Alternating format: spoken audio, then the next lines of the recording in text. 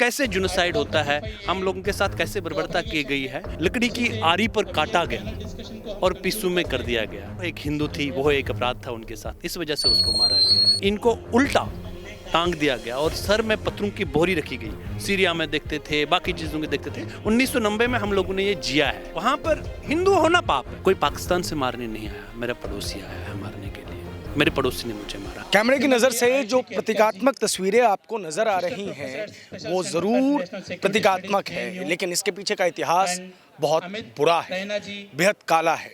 जब लाखों लोगों को अपना घर छोड़कर जाना पड़ा सिर्फ और सिर्फ जिहाद की एक लड़ाई की वजह से। इस पूरी प्रतीकात्मक तस्वीर में क्या क्या दर्शाने की कोशिश की गई है और क्यों भारत का ये एक बुरा इतिहास है, ये हमें बताएंगे यहाँ पे मौजूद वो शख्स जिन्होंने इस पूरे के पूरे एग्जीबिशन को अरेंज किया। क्या नाम हुआ सर आपका? मेरा नाम दिगंबर रैना है, मैं कोऑर्डिनेटर यूथ फॉर पन कश्मीर हूँ। ये क्या बनाया है आप लोगों ने? क्यों लोगों को सुसाइडल टेंडेंसी में दिखा रहे हैं? क्यों ऐसी विभत्स तस्वीरें दिखा रहे हैं? मैं जुनोसाइड सर्वाइवर हूँ। अगर हम देखते हैं कि जो हमारे साथ जुनोसाइड कश्मीरी पंडितों के साथ हुआ 1990 में, और वो जुनोसाइड 2023 में भी होता आ रहा है, उसी चीज़ को हमने यहाँ पर दर्शाने की कोशिश करी है कि कैसे जुनोसाइड होता है, हम लोगों के साथ कैसे बर्बरता की गई है। वो यहाँ के स्टूडेंट्स को हम और पूरे देश को बताने की तैयारी कर रहे हैं। आप मुझे बताइए ये क्या है, क्योंकि ये एक होती है मृत्यु और एक होता है मृत्यु को उस तरीके से दर्शाना कि लोगों की रूह कांप जाए। क्या है ये? देखो, ये गिरजा तिक्कू है। गिरजा तिक्कू हमारी बहन है। ये कश्मीर में माइग्रेशन के बाद कुछ टाइम रही और वहाँ पर फिर एक टीचर थी, ये स्कूल जाने का प्रयास किया। ये वहाँ पर रात में एक गांव में रुकती है किसी अपने फ्रेंड के यहाँ पर, क्योंकि रात देर हो गई थी। कहने को तो शायद उन्हीं लोगों ने वहाँ के कुछ लोगों को बताया कि वो यहाँ पर रही हुई है। इसके साथ बर्बरता की गई और इतनी बर्बरता की गई कि रूह कांप जाए। उसके बाद इसको लकड़ी की आरी पर काटा गया और पिस्सू में कर दिया गया। रीज़न था क्योंकि वो एक जुनोसाइड सर्वाइवर थी, वो कश्मीर में रुक गई थी, एज अ हिंदू रुक गई थी, इसलिए उसके साथ ऐसी बर्बरता की गई। इनका अपराध सिर्फ ये था कि वो एक हिंदू थी। वो एक हिंदू थी, वो एक अपराध था उनके साथ, इस वजह से उसको मारा गया है। ये किस प्रकार की हैंगिंग है? ये अलग प्रकार की हैंगिंग है। ये कौन है? ये हैंगिंग ब्रिजनाथ शाह जी की है। अगर आप देख लीजिए इनको, ये एक अलग प्रकार की हैंगिंग है। इनको, ये एक साधु थे, कुपारा कंडी खास में एक मठ था, ये उस मठ की देखरेख करते थे। इनको वहाँ पर टॉर्चर किया गया, मारा गया। वहाँ से 6 किलोमीटर दूर तक गाड़ी के साथ बांध के एक जगह नुतनुसा है, वहाँ तक लिया गया। वहाँ पर अखरोट के पेड़ के साथ इनको उल्टा टांग दिया गया और सर में पत्थरों की बोरी रखी गई। 3 दिन तक लाश वहाँ खड़ी रही और इतना टॉर्चर किया कि दूसरों की रूह को कांप जाए। जो हम आज की डेट में हम देखते हैं, सीरिया में देखते थे, बाकी चीज़ों में देखते थे। 1990 में हम लोगों ने ये जिया है। ये तो मेरे रिश्तेदार है, ये मेरी बुआ है, ये मेरे कहने को तो हम अंकल कह सकते हैं, क्योंकि मैं भी उसी गांव से हूँ, तो मैं झूठ कह नहीं सकता। जो हमने देखा है, जो हमने सुना है, वो हुआ है। ये सर्वानंद प्रेमी जी है या उनके पुत्र वरिंदर जी है। इनको इसलिए मारा गया था क्योंकि ये हिंदू थे, नहीं तो ये एक प्रोफेसर थे, टीचर थे। इनके ही बच्चे थे जिनने इनको वहाँ पर हैंग किया, या कहा जाता है कि भाई इनके गोलियों से बुन दिया गया और वहाँ पर पेड़ के नीचे रखा गया हुआ था। अगर मैं गलत नहीं हूँ तो इन्होंने शायद श्रीमद् भगवत गीता का कश्मीरी में अनुवाद और कुरान का, हाँ, गीता एक साथ रखते थे। ये उस टाइप की कश्मीरियत को देखते थे। ये तो सेक्युलर थे। सेक्युलर थे। देखो, वहाँ पर हिंदू होना पाप है, हिंदू होना पाप है।